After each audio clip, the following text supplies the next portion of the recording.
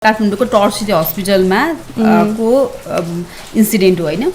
एकजना 21 वर्षको एकजना यङ लेडी होइन, बिहे भएको 3 महिना मात्रै भयो। अनि त्यसपछि अब कन्ट्रासेप्सनको धेरै नलेज पनि नभएको उसको अनवान्टेड प्रेग्नेन्सी भयो। It's been only 3 months of her marriage होइन। अनि त्यतिखेर अब म पनि साइडमै थिएँ है। ऊ आइसकेपछि चाहिँ सर्भिस प्रोभाइडरले कसरी सोध्नुभयो भन्दाखेरि, म पनि सर्भिस प्रोभाइडर हो, मेरो कलिग भनौँ न, उहाँले कसरी सोध्नुभयो भन्दाखेरि तिम्रो बिहे भएको कति भयो? 3 महिना। अनि त्यसपछि पहिलो बच्चा रहेछ होइन, किन अबोर्सन गर्छौ तिमी होइन। अनि अबोर्सन नगर भनेर उहाँलाई अबोर्सन नगर्नको लागि काउन्सिल गरियो कि। अनि उसले what she said is like होइन अब मेरो हस्बेन्ड बाहिर जाँदै हुनुहुन्छ होइन, म प्रिपेयर्ड छैन, म नयाँ घरमा छु भनेर उसले आफ्नो सबै रिजन दियो क्या होइन। अब तर उसलाई हुन्छ नि यति धेरै। अब फेरि अर्को कुरा चाहिँ कस्तो छ भन्दाखेरि मेडिकल हेजिमोनी भन्छु म चाहिँ होइन। कस्तो छ भन्दाखेरि चाहिँ यसै पनि नर्स डक्टर भनेको चाहिँ हामीभन्दा जान्ने हो, हेल्थको बारेमा चाहिँ हामीलाई भन्दा धेरै थाहा छ भनिसकेपछि चाहिँ आउने क्लाइन्टहरूले म्याक्सिममले इभन कहिले कहिले म जाँदाखेरि, म आफै जाँदाखेरि पनि हामीले डक्टरलाई होइन नर्सेसहरूलाई धेरै विश्वास गर्छौँ नि, उहाँलाई आउँछ भनेर। अनि इन्फ्लुएन्स भएर उहाँहरूले डिसिजन लिइदिनुहुन्छ कि होइन। अनि त्यो त्यस्तो सिचुएसन छ कि। अनि अर्को एउटा सिचुएसन चाहिँ कस्तो थियो भन्दाखेरि चाहिँ प्रेग्नेन्सी छु भनेर थाहा आउँदाखेरि 13 हप्ता भएको रहेछ होइन। त्यो अनवान्टेड प्रेग्नेन्सी होइन, त्यो पनि एकदमै यङ लेडी, 3 months त फर्स्ट टाइम कटेको थियो होइन। उसलाई थाहा पाउँदाखेरि नि फर्स्ट टाइम चाहिँ कट्यो र ऊ टर्सरी लेभलको हस्पिटलमा आयो अबोर्सन गर्नको लागि भनेर। उसलाई काउन्सिलिङ गरेर नि प्रेग्नेन्सी चेकअप गर्ने ओपिडीमा पठाइयो कि। अनि मैले के सोचेँ भन्दाखेरि अब त्यो लेडी त नि कि चाहिँ अर्को संस्थामा जान्छ कि चाहिँ अनसेफ गर्छ कि। अनि हामीले किन अर्काको लाइफ रिस्कमा, हेल्थ रिस्कमा होइन पारिदिने होइन। त्यो किन त भन्दाखेरि चाहिँ त्यो प्रो चोइसको फिलोसफीलाई नबुझेर कि महिलाको छनौट होइन र महिलाको स्वास्थ्य इम्पोर्टेन्ट हो। अब एउटा हिस्ट्री हेर्ने हो भने पनि एसआरआइचार चाहिँ जहिले पनि फर्स्ट प्रायोरिटी कहिले पनि छैन, जहिले पनि सेकेन्ड प्रायोरिटी, थर्ड, फोर्थमा पर्छ होइन। त्यो प्रायोरिटी नै छैन। अब अहिले बल्ल बल्ल अलिकति एडभोकेसी गरेर अलिक काठमाडौँमा भनौँ न, काठमाडौँको हेल्थ सेन्टरहरूमा काठमाडौँमा बस्नेलाई चाहिँ अलिकति अवेर भएर हेल्थ सेन्टरसम्म जाँदाखेरि पनि हाम्रो यो सिस्टमको इनइक्वालिटिजले गर्दा या चाहिँ सिस्टमको हेजिमोनीले गर्दाखेरि चाहिँ अहिले पनि टर्सरी लेभलमा आएर पनि अबोर्सन गर्न मान्छेहरू चाहिँ कहिले एनसीमा जाने या चाहिँ होइन अनसेफ गरेको पनि हामीसँग थुप्रै हस्पिटल भनेको चाहिँ काठमाडौँमै हो, टर्सरी लेभलको हस्पिटल काठमाडौँमा त हेल्थ सर्भिस कुनै पनि महिला अथवा कुनै पनि इन्डिभिजुअल भनौँ न, हामीले वुमेन मात्रै नभनेर अब अहिले त नन बाइनरी पिपलहरूको बारेमा पनि सोच्दाखेरि उहाँहरू जाँदाखेरि कस्तो खालको इनइक्वालिटी फेस गर्नुपर्छ होला जस्तो मनमा आउँछ कि। अब उहाँहरूले गएर सेफ अबोर्सनको सर्भिस सेन्टरमा पुगेर सर्भिस सिक गर्नु आफैमा एउटा ठुलो कुरा हो, given that we have faced दुईटा लकडाउन फेस गरिसक्दाखेरि त उहाँहरू सर्भिस सेन्टरमा पुगेर सर्भिस सिक गर्न जानु नै ठुलो कुरा हो भने त्यहाँ काउन्सिलिङ गर्ने अथवा सर्भिस प्रोभाइडरले नै उल्टो काउन्सिलिङ, तिमी चाहिँ प्यारेन्टिङको काउन्सिलिङ दिन थालेपछि सायद कहीँ न कहीँ चाहिँ हाम्रो यो सर्भिस प्रोभाइडर्सहरूमा पनि एक किसिमको सेन्सिटाइजेसनको कमी भएको हो कि जस्तो लाग्यो कि मलाई। यस्तो आकाङ्क्षा, यो चाहिँ काठमाडौँको हकमा चाहिँ सेन्सिटाइजेसनको कमी चाहिँ छैन। अब मैले भनेको टर्सरी लेभलको हस्पिटलको कुरा हो र जहाँ चाहिँ एकदमै धेरै ट्रेनिङ दिने, उहाँहरूले धेरै ट्रेनिङहरू पाइराख्नु भएको छ। यो कहाँबाट where does it come from भन्दाखेरि चाहिँ तिम्रो भ्यालु के छ कि तिम्रो त्यो भ्यालु, एउटा ट्रेनिङ भनेको एउटा पार्ट हो। ट्रेनिङले चाहिँ कहिले कहिले तिम्रो भ्यालु चेन्ज नगर्न सक्छ या गरिरहेको छैन भन्नुपर्छ। डाउट अन ट्रेनिङ पनि होइन, जेन्डर सेन्सिटिभ ट्रेनिङ र जेन्डर सेन्सिटाइजेसनवाला ट्रेनिङ चाहिँ कतिको दिन्छ, हाम्रो ट्रेनर्सहरूसँग कतिको नलेज छ त्यसलाई भनेर पनि हो। ट्रेनर्सहरूकै भ्यालु के छ भन्ने कुरा हो कि। इभन सर्भिस प्रोभाइडर्सहरूको बोली हुन्छ नि, मलाई चाहिँ यस्तो लाग्छ कि कहिले कहिले भनौँ न पेटी दुखेर डक्टरकोमा जाँदाखेरि पनि कहिले कहिले कस्तो रुडली केही भनिदिनु भयो भने कस्तो चसक्क हुन्छ, कस्तो नराम्रो लाग्छ नि है, कस्तो धन म त बिरामी छु किन यस्तो बोलाइहाल्ला जस्तो लाग्छ। अब आफू चाहिँ त्यति गरेर सर्भिस सेन्टर गयो है, अब दिदीले सेयर गरे जस्तो कालीकोट जस्तो ठाउँमा म छु भने म त अर्को गाविससम्म जानु पर्यो नि त। त्यति हिँडेर अथवा केही कसो गरेर ट्रान्सपोर्टेसन मिलाएर आफू गयो अनि जाँदाखेरि चाहिँ सर्भिस प्रोभाइडरले आफूलाई चाहिएको सर्भिस दिनै मान्दैन, उल्टै अर्को पेरेन्टिङको कुरा गरिरहेछ भने म कहाँ जान्छु त अब अनि कहिले मलाई त्यो प्रेग्नेन्सी त्यो कुराले गर्दाखेरि सर्भिस कन्टिन्यू प्रोभाइडरको एटिट्युडले गर्दाखेरि नि त्यो क्लाइन्ट सर्भिस लिन आउने जुन क्लाइन्ट हुन्छ उसमा एउटा गिल्टनेस पनि हुन्छ क्या मैले कतै रङ गरिरहेको छु कि होइन यत्रो जानेको मान्छेले चाहिँ यस्तो भनिराख्दाखेरि भनेर त्यो गिल्ट होल्ड गरेर गएको पनि मैले कतिजना देखिरहेको छु कि अनि त्यस्तो पक्कै हुन्छ होला मलाई कस्तो लाग्छ भने जस्तो नेपाललाई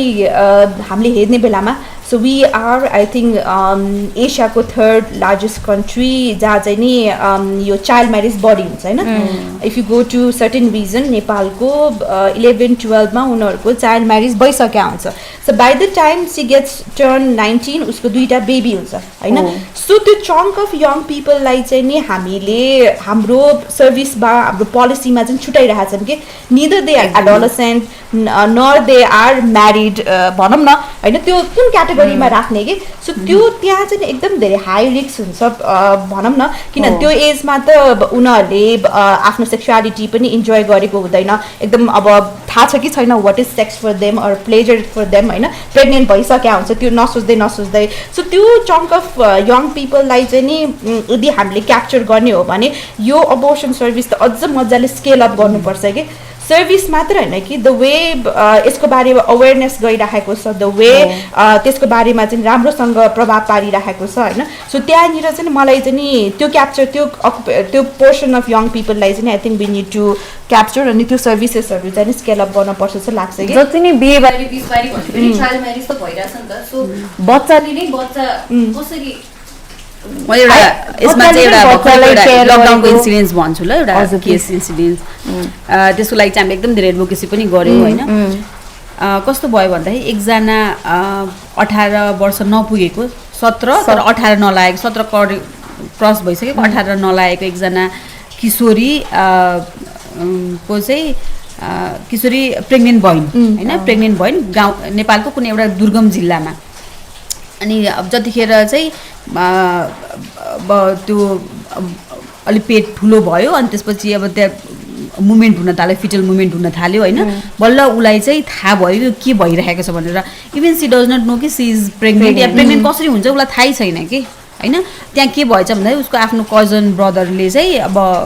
त्यो पार्ट अफ इन्सेस्ट जस्तो भयो होइन उसलाई ललाइ फकाइ गर्ने रहेछ उसलाई थाहै छैन कि यो के हो यो एक्टिभिटिज के हो यो सेक्सुअल एक्टिभिटिज भन्ने पनि थाहा छैन सेक्स कसरी हुन्छ प्रेग्नेन्ट कसरी हुन्छ भनेर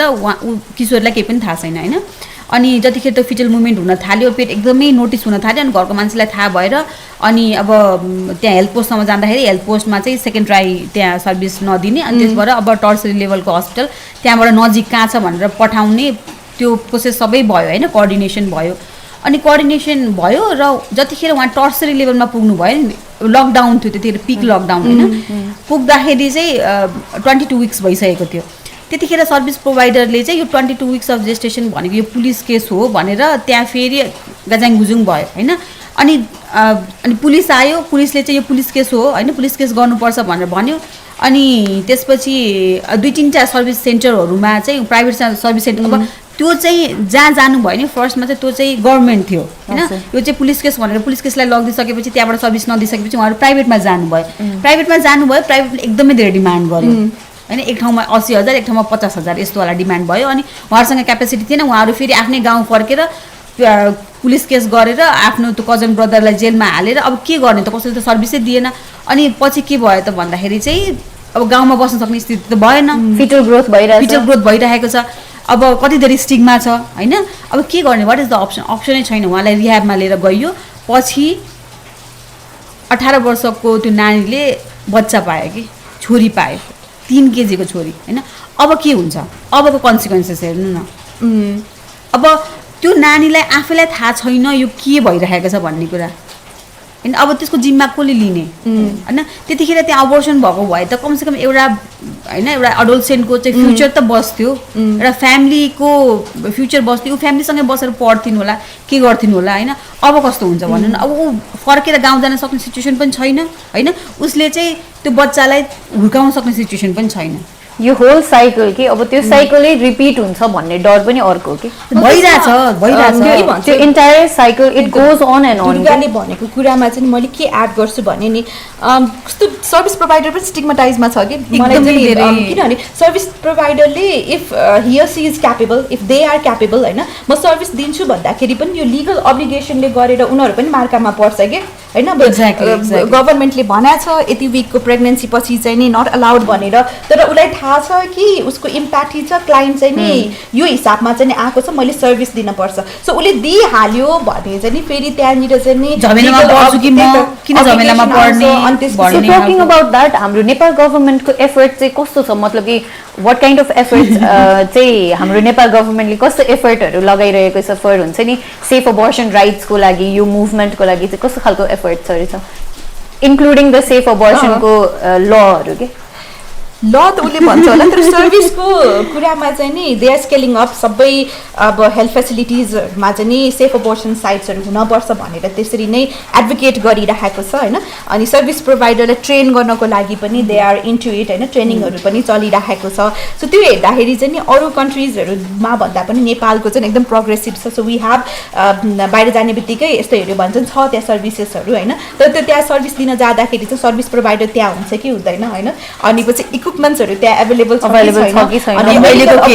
अहिले गिभन द्याट लकडाउन दुईटा फेस गरिसक्यो अहिले फेरि कोभिड चाहिँ स्पाइक भयो भने वी नेभर नो त्यही त सो म एकचोटि उसमा खोटाङमा फिल गएको थिएँ होइन अनि there is a help post अनि त्यो हेल्प पोस्ट चाहिँ नि एकदम जीर्ण अवस्थामा थियो कि त्यो अर्थक्वेकले हिट गरेर प्लास्टिकहरू ओछ्याएर राखेको थियो जब हामीले अबोर्सन मात्र भनौँ sexual and reproductive health service गर्दाखेरि क्वालिटी सर्भिसको लागि हामी क्लिनिनेस पनि हेर्छौँ नि त जुनै पनि हेल्थको मलाई चाहिँ त्यस्तो लाग्छ इभन यहाँ मलाई सानो घाउ भयो यो घाउ सफा गर्नु पनि त हामी पहिला हात धुम भन्छौँ घाउ धुम भन्छौँ अनि इन्फेक्सन नहोस् भनेर गर्छौँ नि अनि पछि म त्यहाँ गएँ होइन अनि पछि द्याट वाज लाइक एकदम जीर्ण अवस्थामा थियो होइन भत्किने अवस्थामा थियो आई इन्टर्ड अनि पछि प्लास्टिकै ओछ्याइरहेको थियो किन त्यो सर्भिस दिन पनि मान्छेले कहाँ बसेर सर्भिस दिन्छ होइन अनि अनि पछि त्यहाँनिर त के अरे condom box distribution free of distribution पनि हुन्छ नि त आई लुक इन्टु द कन्डमको बक्स त्यहाँनिर कन्डम पनि थियो भने पनि एक्सपायर्ड थियो कि अनि मैले त्यहाँको हेल्थ पोस्ट इन्चार्जलाई चाहिँ नि सर यो त भएन नि त सो यस्तो हेल्थ पोस्ट त तपाईँले त राम्रो बनाउनु पर्ने अनि हामी कुरा गरिरहेका छौँ हामीले अब डिस्ट्रिक्ट हेल्थ पोस्टलाई भनिरहेको डिस्ट्रिक्ट के आई मिन हेल्थ पोस्ट हो डिस्ट्रिक्ट एडमिनिस्ट्रेसन अफिसलाई चाहिँ हामी भनिरहेका छौँ हाम्रो त्यो भएको छैन अनि पछि एटलिस्ट कन्डम त रिफिल गर्नु भनेर भन्दाखेरि त्यो डिटेल पनि होइन आई मिन खोटाङ बजारसम्म चाहिँ त्यो बाटो यस्तो नराम्रो छ कि त्यहाँ त्यो रिफिल गर्ने चान्सेसै छैन कि and then people talk about contraceptive छँदैछ नि किन एबोर्सन गरेको भनेर के सो त्यो एक्सेसिबिलिटी नै छैन एउटा चाहिँ नि एउटा भए पनि कन्ट्रासेप्टिभ फेलियर हुनसक्छ भन्ने मेन्टालिटी पनि छैन कि सो द्याट आई थिङ्क गभर्मेन्टले पनि इक्वल त्यो सप्लाई चेन म्यानेजमेन्ट चाहिँ यस्तो लाग्छ कि इभन कन्ट्रासेप्टिभ ल मैले प्लानै गरेको थिएँ अरे प्रेग्नेन्सीको लागि तर लास्टमा चाहिँ I for that okay I am not ready म आफै रेडी छुइनँ मेरो करियर छ मेरो पढाइ चलिरहेको छ म दिनभरि बिहान उठेदेखि बेलुकासम्म म रनमा छु हुन्छ नि यताबाट यता आफ्नो कामहरूको लागि दौडिरहेको छु घरमा बच्चालाई हेर्ने कोही मान्छे छैन मसँग फाइनेन्सेस छैन बच्चालाई चाहिँ राम्रो केयर प्रोभाइड गर्नलाई भने मैले त्यो बच्चालाई चाहिँ त्यो सोच्नै छैन नि त यो अझ यो पर्सपेक्टिभ बुझ्नलाई त आई थिङ्क अझ एफर्ट लगाउनु पर्ने जेनेरेसनको लाग्ला कि भन्ने डर के मलाई चाहिँ द्याट्स माई चोइस मैले चाहिँ जुनै टाइममा गएर पनि आई निड दिस सर्भिस भनेको सर्भिस चाहिँ रेडिली एभाइलेबल हुन पर्यो मेरो लागि भन्ने कुरा अनि म चाहिँ मेरो चोइसमा पनि अपोर्सन गराउँछु ल दिस इज माई चोइस भन्ने कन्सेप्ट चाहिँ अलिकति पिपल हेजन्ट फाइन्ड आउट अनि अहिले पनि अर्बन सेटिङमा चाहिँ अपोर्सन भन्ने बित्तिकै उसको चाहिँ नि धेरै मिसक्यारेज भएको रहेछ त्यसपछि फेरि अपोर्सन गराउने कुराहरूदेखि लिएर उसको चाहिँ अब रेप इन्सिसलाई चाहिँ ठिकै छ भनेर छ तर यो चाहिँ महिलाको चोइस हो है तिमीले भने जस्तो मैले सुरुमा चाहिँ नि प्रेग्नेन्सी कन्टिन्यू गर्न खोजेँ इन बिट्विन मलाई लाग्यो कि मलाई चाहिँदैन भनेपछि त्यो कन्सेप्टलाई त झन् मान्छेले एक्सेप्टै गर्न सकिरहेको छैन कि अनि अर्को चाहिँ दिदी त्यो हामीले जुन कुरा गऱ्यौँ नि हेल्थ सर्भिस प्रोभाइडरहरूले काउन्सिलिङ गर्दा हामीले युजुअली काउन्सिलिङ गर्दा त जो पेसेन्ट छ हुन्छ नि जो पेसेन्ट छ उसलाई पो हामीले ल हामीसँग यो सर्भिस छ तिमीलाई के चाहिँ चाहिन्छ तिम्रो लागि के सुइटेबल हुन्छ फिजिबल हुन्छ तिमी चुज गर भनेर हामीले त खासमा सर्भिसको बारेमा काउन्सिलिङ दिने हो नि त होइन यस्तो हो क्या खासमा काउन्सिलिङको स्ट्यान्डर्ड काउन्सिलिङ कस्तो हुनुपर्छ भन्दाखेरि चाहिँ अब क्लियर डिमार्केसन छ है नेपालको पनि नेपाल WHO को पनि छ, नेपाल सरकारको पनि छ, RH protocol medical standard volume 2 मा हैन, भोल्युम 1 2 3 छ। त्यसमा चाहिँ नेपालमा चाहिँ हरेक सबै रिप्रोडक्टिभ हेल्थसँग रिलेटेड जति पनि सर्भिस दिन्छ त्यो कस्तो हुनुपर्छ भन्ने छ हैन। अनि त्यसपछि अहिले चाहिँ के अरे आरएच स्ट्यान्डर्ड भोल्युम 1 मा कन्ट्रासेप्सन र सेफ अबर्सनको सबै कुरा छ हैन। अब काउन्सिलिङ, खासमा काउन्सिलिङ भनेको के हो त भन्दाखेरि चाहिँ कन्ट्रासेप्सन होस् या सेफ अबोर्सन होस् हैन, त्यसको चाहिँ डिटेल बताइदिने, त्यसको एडभान्टेज कुनै पनि अब भनौँ ल इम्प्लान्ट लिगौँ न, इम्प्लान्ट भनेको के हो हैन, यसले कसरी काम गर्छ हैन, यसको फाइदा के छ र यसको साइड इफेक्ट्स के छ भनेर सबै बताइदिने हैन। अनि सबै जति पनि अभाइलेबल कन्ट्रासेप्सनहरू छ तिनको बारेमा बताइदिने। अनि त्यसपछि जो क्लाइन्ट आउनुहुन्छ क्लाइन्टले चाहिँ आफ्नो इच्छाले चाहिँ ल मलाई यो ठिक रहेछ मैले यो चुज गर्छु भनेर भन्ने हो, तर त्यो चाहिँ के भयो स्ट्यान्डर्ड त हुनुपर्ने कुरा भयो हैन। लाइक यु सेड हाम्रो नेपाल गभर्नमेन्टले चाहिँ बनाएको छ हैन, हजुर, तर मोनिटरिङ चाहिँ भइरहेको छ कि छैन कि काउन्सिलिङको चाहिँ प्रपर हाम्रो जुन प्रोटोकल छ त्यही अनुसारले चाहिँ काउन्सिलिङ भइरहेको छ अब त्यो छैन, विडम्बना हो, त्यो एकदम ठुलो विडम्बना हो। तर मैले भने नि अघि मेडिकल हेजिङ अझै पनि छ कि अब म आफै नै अब त्यो हेल्थ केयर प्रोभाइडर भएर म त्यही सेटिङमा छु, मैले त्यही प्र्याक्टिस गरिरहेको छु हैन। अब त्यो गाह्रो छ कि किनभने कस्तो भन्दाखेरि चाहिँ मलाई थाहा छ यो जो क्लाइन्ट छ नि आउने हैन, उसको एजेन्सीलाई केही पनि हेरिन्न कि उसको चोइसलाई केही पनि हेरिन्न, मलाई थाहा छ मैले इन्फर्मेसन दिने हो उसको लागि चाहिँ I can make a best decision भन्ने त्यो खालको माइन्डसेट छ कि। अब त्यो एजेन्सीलाई कहिले पनि चुज गरिन्न कि वाट्स यु वान्ट, उसले एउटा चुज गर्छ भने त्यो किन चुज गर्छ भन्ने कुराको त्यो पछाडि सोचिँदैन कि। मैले कतिचोटि भन्छु अब एक्चुअल प्र्याक्टिसमा के छ भन्दाखेरि अब गर्नुहुन्छ होला, सबैले गर्नुहुन्न भन्न मिल्दैन, कतिवटा प्राइभेट सेन्टरमा चाहिँ अब अझै पनि हैन अब त्यसलाई गर्नुपर्छ भनेर गरिरहेको छ। तर अब अलिकति हाम्रो गभर्मेन्ट हेल्थ फेसिलिटिजहरूमा या चाहिँ प्राइभेटमा पनि यो नभएको ठाउँमा चाहिँ किन भइरहेको छैन भनेर मैले मेरो लेभलको एनालाइसिसमा चाहिँ के छ भन्दाखेरि चाहिँ अब गभर्मेन्टमा चाहिँ अलिकति मेन पावरको पनि कमी छ हैन। अब एकदमै पेसेन्ट फ्लो धेरै हुने अनि सबैलाई ह्युमन रिसोर्सेस, अब सबैलाई त्यो काउन्सिलिङ गरेर बस्नलाई त्यहाँ फुर्सदै हुँदैन, एउटालाई गर्ने हो भने फेरि अरू सबैजना लेफ्ट बिहाइन्ड जस्तो हुन्छ हैन, अरूले सर्भिसै पाउनुहुन्न, एउटा ह्युमन रिसोर्सेसको एकदम ठुलो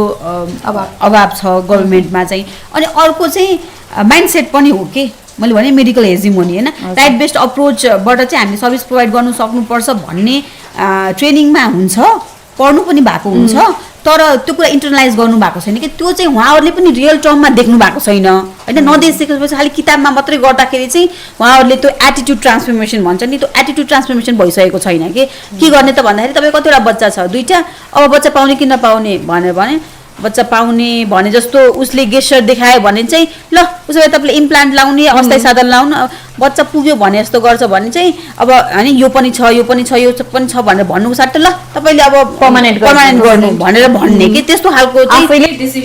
त्यो अझै पनि एकदमै कमन प्र्याक्टिसमा चाहिँ त्यो छ। अब त्यो चाहिँ मोनिटरिङको कुरा गर्दाखेरि चाहिँ अब मोनिटरिङ नै पुवर भएर नै अब त्यो स्ट्यान्डर्ड प्रोटोकल फलो